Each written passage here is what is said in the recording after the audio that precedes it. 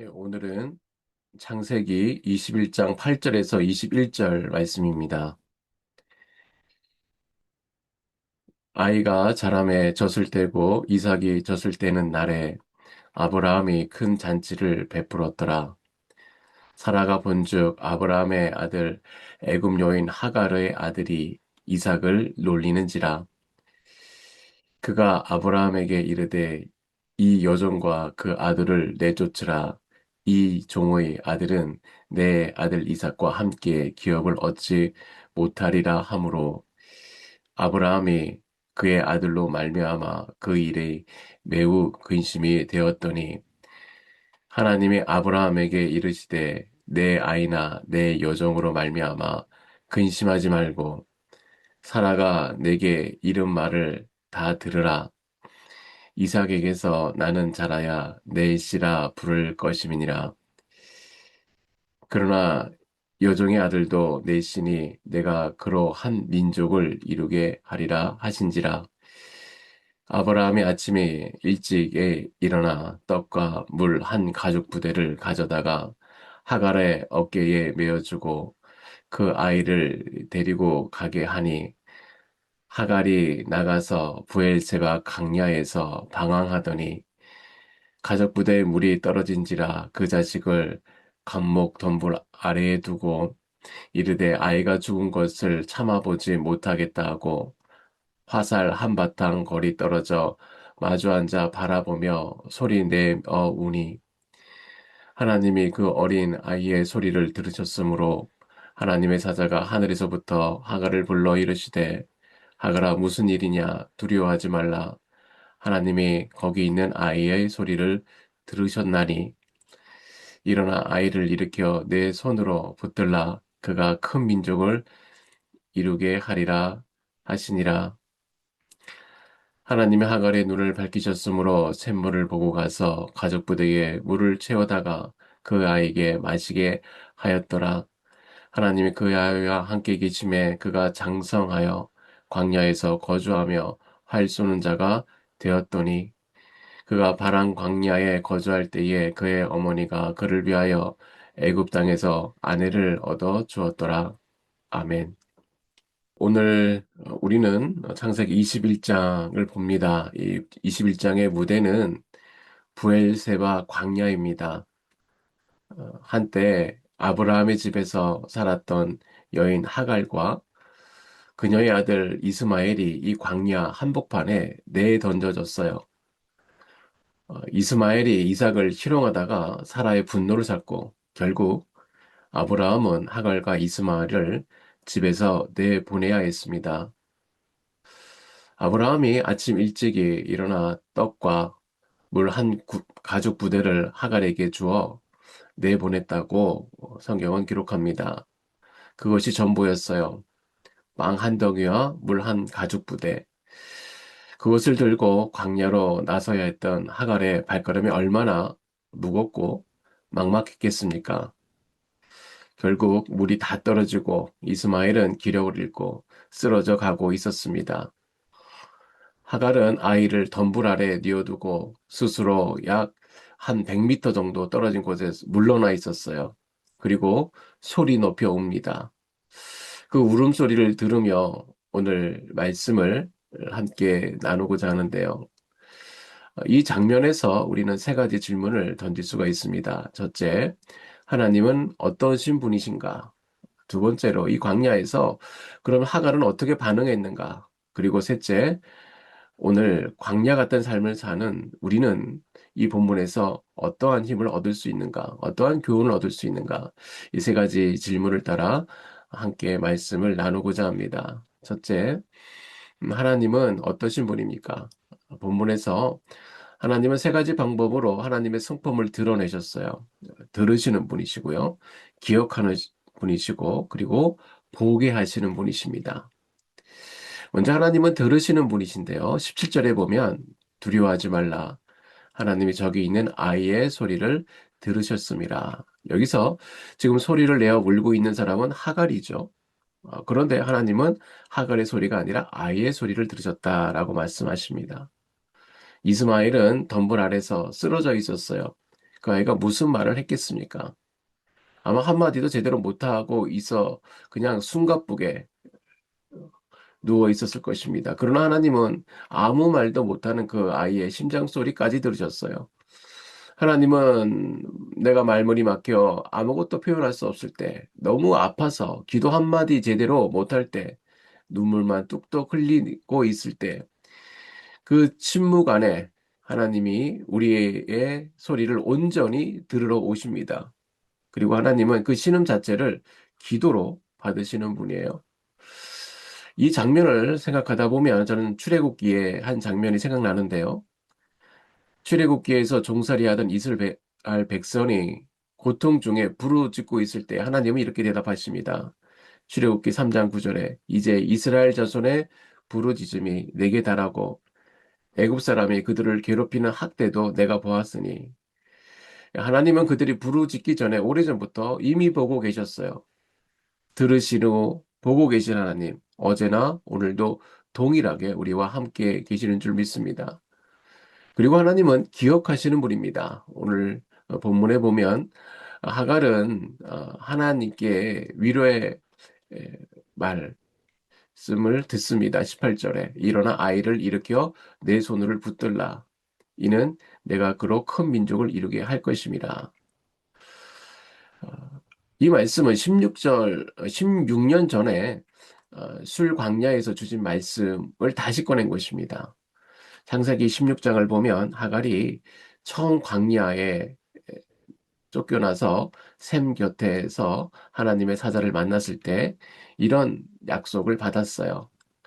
16장 10절에 내가 내 씨를 크게 번성하여 그 수가 많아 셀 수 없게 하리라. 그때 하갈은 노예 신분이었죠. 그 여인에게 하나님이 자녀가 어, 큰 민족을 이루겠다라고 약속하셨으니 얼마나 큰 희망이겠습니까? 하갈은 그때 그 약속을 가슴에 품고 다시 아브라함의 집으로 돌아갔던 것입니다. 그러나 16년의 세월이 흘렀던 지금 그간의 삶은 어땠습니까? 사라와의 갈등이 있었고요. 종으로서 매일 서러움, 아들을 혼자 키워하는 막막함이 있었을 것이에요. 하나님의 그 귀한 약속은 어느새 낡아 빛바랜 추억처럼 도저히 믿기 어려운 먼 나라 이야기처럼 희미해지고 말았습니다. 그런데 놀라운 것은 하나님은 그 16년 동안 단 한 번도 그 약속을 잊으신 적이 없다는 것입니다. 하갈이 현실에 치여 그 말씀을 잊고 살아온 그 세월 동안에도 하나님은 변함없이 그 약속을 붙들고 계셨어요. 그리고 하갈이 가장 무너진 그 순간 그분은 16년 전 그 말씀을 다시 꺼내서 그녀에게 들려주시는 것입니다. 그렇습니다. 하나님은 우리의 기도를 잊지 않으십니다. 그리고 우리에게 주신 말씀도 잊지 아니하세요. 내가 세상살이가 힘들어서 그 세상살이에 치여서 약속을 잊어버리는 동안에도 하나님은 한결같이 그 약속을 이루어 가시는 것입니다. 우리의 절망이 아무리 깊어도 하나님의 약속은 그보다 더 크고 깊은 것입니다. 그리고 마지막으로 하나님은 보게 하시는 분이에요. 하나님은 어떠신 분입니까? 보게 하시는 분이에요. 19절에 하나님의 하갈의 눈을 여셨을 때에 그녀의 눈앞에 샘물이 보였습니다. 거기서 성경은 우리에게 한 가지 사실을 알려주는데요. 하나님이 그 자리에서 샘물을 새롭게 창조하신 것이 아니에요. 샘물은 이미 거기 있었습니다. 다만 하갈이 그 샘물을 보지 못했어요. 절망과 공포에 가려서 보지 못했을 뿐입니다. 이 장면은 훗날 열왕기하 6장의 이야기를 떠올리게 하는데요. 아수르 군대가 도단성을 에워쌌을 때 엘리사의 사안이 공포에 사로잡힙니다. 그때 엘리사가 기도했습니다. 여호와여 원하건대 그의 눈을 열어서 보게 하소서. 그 기도 이후에 사원의 눈이 열려서 불말과 불병거가 산을 가득 채우고 있는 것을 보게 합니다. 그 군대는 처음부터 거기 있었습니다. 보이지 않았을 뿐입니다. 하나님은 우리의 상황을 바꾸시기 이전에 먼저 우리의 눈을 여세요. 우리의 기도가 끝났다고, 이제 희망이 없다고 부르짖는 그 순간에도 하나님은 이미 우리 바로 곁에 은혜의 샘물을 두고 계십니다. 문제는 내가 눈이 보이지 않는 것이에요. 절망에 가려서, 어, 낙심해서 보이지 않는다는 데 있습니다. 하나님은 오늘도 우리에게 말씀하십니다. 눈을 들어라. 그리고 내가 이미 준비한 것을 보아라. 라고 말씀하세요. 그러면 오늘 본문에 나오는 하갈의 반응은 어떠합니까? 이제 우리는 같은 사건을 하갈의 시각에서 한번 바라보고자 합니다. 하갈은 광야에서 어떻게 반응했죠? 이 모습은 어쩌면 우리의 모습과 너무나 닮았습니다. 첫째로 하갈은 텅 빈 가죽 부대만 바라보았어요. 하갈의 손에는 이미 바닥난 빈 가죽만 들려 있었어요. 그녀의 시선은 그 빈 그릇에만 고정되어 있었습니다. 타들어가는 갈증, 쓰러져가는 아들, 그리고 아무것도 없는 자신의 손. 하갈은 지금 없음의 감옥에 갇혀 있었습니다. 우리도 광야 앞에서 자주 이렇게 되죠. 내게 없는 것, 잃어버린 것, 부족한 것들만 세고 또 세면서 그 결핍이 전부인 양 압도되어 넘어집니다. 하나님을 향한 시선은 어느새 사라지고 하나님을 잃어버린 채 오직 내 눈앞의 문제만 거대하게 바라보게 된 것이에요. 하갈이 지금 그 자리에 서 있습니다. 그래서 하갈은 어떻게 했습니까? 하갈의 한 행동은 그녀는 그녀 자신을 고립시켰어요. 아이로부터 100m 떨어진 곳에 스스로 물러나 앉았습니다. 이것은 단순히 물리적 거리가 아니라 고통이 너무 커서 아들이 죽어가는 것을 보기 너무 힘들어서 그 보는 것을 포기하고 스스로 절망이라는 방에 가두어 버린 것입니다. 인간이 가장 힘들 때 두 가지 반응이 나타나죠. 하나님을 의지하고 하나님만 바라보고 도움을 구하거나 다른 하나는 스스로를 닫고 뒤로 물러서는 것입니다. 하갈은 후자를 선택했어요. 하나님께 매달리기보다는 스스로 고립하기를 선택하고 그 슬픔 속에서 가라앉아 버린 것입니다. 이것이 하나님을 놓친, 하나님을 잃어버린 인간의 고통인 것이죠. 인간의 고통이 가장 전형적인 모습이기도 합니다. 하갈은 포기 직전까지 몰리게 됩니다. 하갈이 아이를 덤불 아래에 두고 물러난 이유가 무엇입니까? 16절은 성경은 말합니다. 아이가 죽는 것을 참아 보지 못하겠다. 이것은 사실 포기한 것이죠. 아기가 죽을 것이다. 라고 결론을 이미 내버린 것입니다. 그녀의 마음속에 희망은 이미 사라졌어요. 하갈의 반응은 인간적입니다. 어쩌면 우리는 그녀를 탓할 수가 없습니다. 우리도 그 자리에서 서면 똑같이 했을 것이에요. 그러나 중요한 것은 바로 그 자리에 하나님이 찾아오셨다는 사실입니다. 그리고 오늘 본문이 우리에게 전하는 말씀인데요. 어, 하나님께서 우리의 절망 가운데 하나님을 잃어버린 그 낭망한 마음 가운데 하나님께서 찾아오셨다는 것입니다. 그러면 오늘 본문 말씀을 통해서 우리의 삶에 어떻게 적용할 수 있겠습니까? 나의 삶에 어떻게 에, 교훈을 얻겠습니까? 하나님을 바라보고 기도를 하나님 앞에 쏟아내야 합니다. 하갈이 100m 떨어진 곳에서 통곡했을 때 그 소리는 정돈된 기도가 아니었을 것이에요. 말을 잃은 어머니의 찢어지는 그런 울음소리였습니다. 하나님은 그 울음소리를 들으셨어요. 들으셨을 뿐만 아니라 아이의 숨소리까지 들으셨습니다. 하나님 옆에 나아갈 때에 중요한 것은 형식이 아니라 진심입니다. 하나님, 나 지금 너무 힘듭니다. 어떻게 해야 될지 모르겠어요. 그 한마디에 하나님의 마음을 움직이시는 것이에요. 시편 기자도 이렇게 고백합니다. 142편 2절에 내 원통함을 그의 앞에 토로하고 내 우원을 그의 앞에 진술하였도다.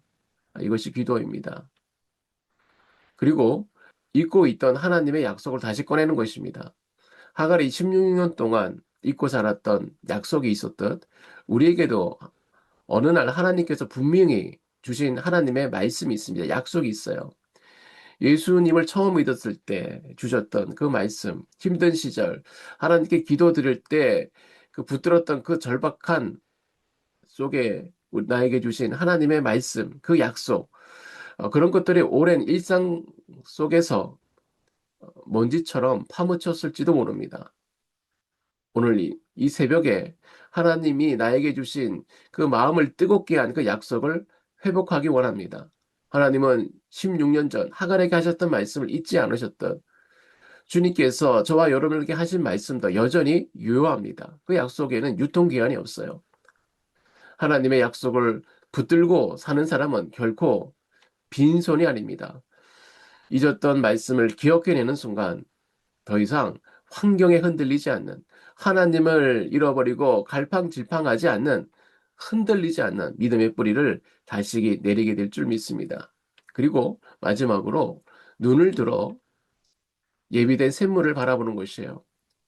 하나님이 하갈에게 하신 일을 다시 봅시다.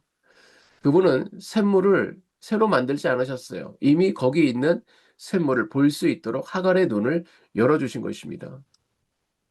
하나님의 은혜는 되게 완전히 새로운 무언가를 하늘에서 뚝 떨어진다라고 생각하는데 그런 것이 아니에요. 이미 우리 곁에 있는데 우리가 보지 못하는 경우가 많은 것입니다. 절망에 빠진 사람의 눈은 협소해지죠. 고통만 보이고 문제만 보이고 없는 것처럼 보입니다. 그래서 이미 곁에 있는 하나님의 은혜가 보이지 않습니다. 나를 진심으로 걱정하는 가족이 있고요. 지나가다가 따뜻하게 말 한마디 건네는 성도의 말이 있고, 뜻밖의 열리는 작은 기회가 있고, 이것들이 하나님이 예비하신 샘물일 수 있습니다. 오늘 이 새벽에 믿음으로 눈을 여는 저와 여러분이 되기 바랍니다. 주님이 오늘 내 곁에 두신 샘물이 있습니다. 주님, 이 샘물을 보기를 원합니다. 이 기도를 함께 드릴 때에 주님은 반드시 응답하실 줄 믿습니다. 절망에 가렸던 은혜가 보이기 시작할 것입니다. 그리고 성경은 여기서 멈추지 않고 한 가지 더 말씀하시는데요. 18절에 일어나 아이를 일으켜 내 손으로 붙들리라. 하나님이 이제 눈을 여셨다면 이제 우리는 일어나야 합니다. 믿음으로 보는 것에서 끝나지 않고 이제 걷는 것까지 나아가기를 원하십니다. 오늘도 믿음의 걸음으로 살아가는 저와 여러분 되시기를 소망합니다. 말씀의 결론입니다. 오늘 이 자리에 광야를 걷고 있는 분들이 계십니까? 물이 다 떨어진 것 같고 아무런 출구도 보이지 않는 것 같고 정말 이제 끝인 것 같은 상황이 있을지도 모릅니다. 그러나 그 자리가 바로 하나님의 오시는 자리인 줄 믿습니다. 하나님은 노예였던 하갈과 버림받던 소년 이스마엘을 광야에서 내버려 두지 않으셨어요. 하물며 예수 그리스도의 보혈로 사신 하나님의 자녀인 우리를 어떻게 그냥 내버려 두시겠습니까? 지금 이 순간에 우리의 작은 시름에도 응답하시는 그 하나님의 약속을 기억하고 주님께 나아갑시다. 그리고 눈을 열어 예배해 두신 은혜의 샘물을 보기를 원합니다. 이 광야에서 하나님이 우리를 만나 주실 것입니다. 믿음의 눈으로 주님께서 우리에게 주신 샘물을 발견하시기를 간절히 소망합니다.